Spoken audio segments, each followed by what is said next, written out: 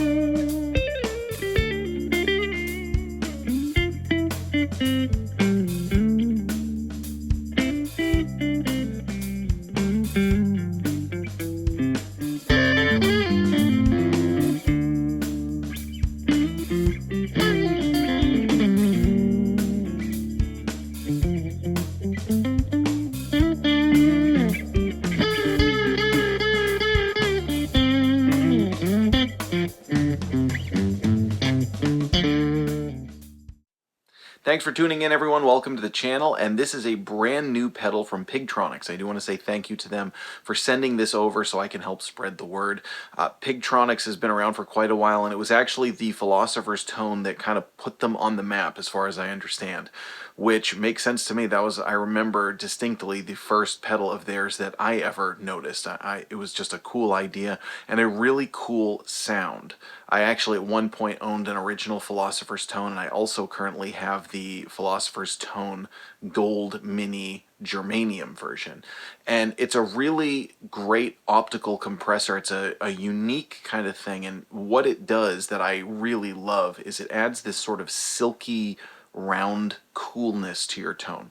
It does the compressor thing that you want it to do, and this one can kind of do it in a multitude of ways, but it also sort of dynamically affects your tone a little bit differently, and the best way I can describe it is silky. You know, people love to talk about cello and violin tones and all these sorts of things, but there's just something very, very smooth and pleasant about what it does to your tone that I think is really special and sort of has always set it apart from other compressors for me. I'm not one who uses compressors all the time, but when I do, this is one that has always been kind of a favorite. It's always had a special place.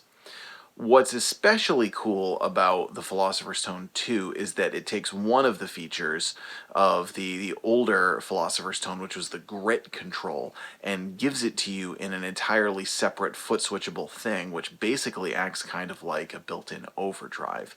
The grit on the older Philosopher's Tone is a really cool feature, but again, the problem is that you have to kind of run it either one way or the other.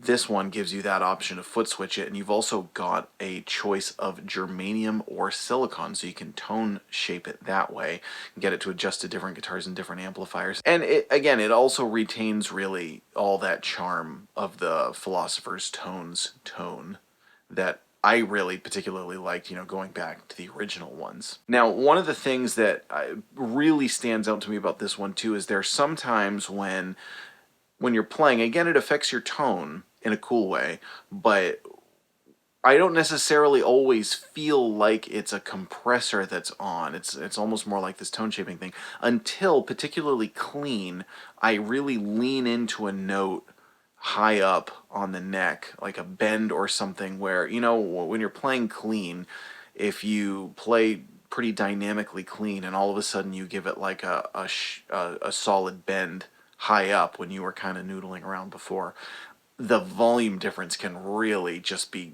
wild in that particular moment. This really smooths it out. That's the moment when I can kind of like, that's right, it's a compressor.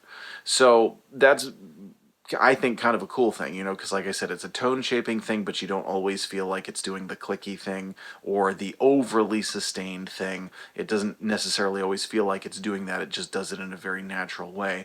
Then again, you kind of notice it in those moments where you really want to, where you want it to balance it out so that you're not creating these massive volume spikes. That's at least my kind of reaction to it. Now, this is using it as a lighter compressor. if you want to push it harder, you can certainly do more of the classic compressor with the clicky thing and the, you know, the country picking type thing, or even like the David Gilmour type sound. But this is something that I think one of the nice things about it is, you know, again, between the variation you have in the sustain and how you can blend it in too, it can kind of lift your signal a little bit and just even it out in a way where it's almost like it glues your tone together. Not overly crazy, not overly, again, not overly compressed, but your tone just feels a little bit more unified. It doesn't feel so like kind of all across the map, you know, depending on dynamics or depending on where you are. But I think it's a really cool pedal. Again, it tone shapes really well. It does the compressor thing if you want it to. It does the compressor that you don't notice that does still a cool thing to your tone really well.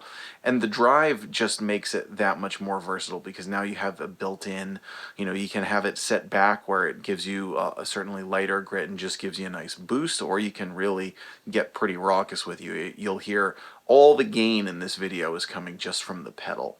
So you'll hear how it really provides a nice, thick, fat, kind of overdriven tone if you want it to. So today I am plugging into a Supro Amulet 12. What I'm going to do next is I'm going to give you a clean example with the grit turned off using that D'Angelico Deluxe 59 that I was using, and then with that Stratocaster I am going to experiment with the grit control, give you some sounds and then turn on the grit and also play between the germanium and the silicon so that you can get a good wide range of the tones that this is capable of. Let us know in the comments, is this something that you have used? Have you used one of the older Philosopher's tones? This one comes in the cool new Pigtronix enclosure, like the Star Eater and some of their other newer pedals. That it's a really cool, sleek, well done, modern type enclosure. Now, if you're interested in this pedal, I'm going to put a link in the description. That's an affiliate link. If you shop through that link, you're going to support my channel. It provides me a commission at no additional cost to you. If you want to find other ways to support the channel, you're also going to find my PayPal and Venmo down in the description. If you send me a tip of $7 or more, I'll give you access to a website where you can get all my music downloads, including jam tracks, forever. Anything that I ever put up will be yours.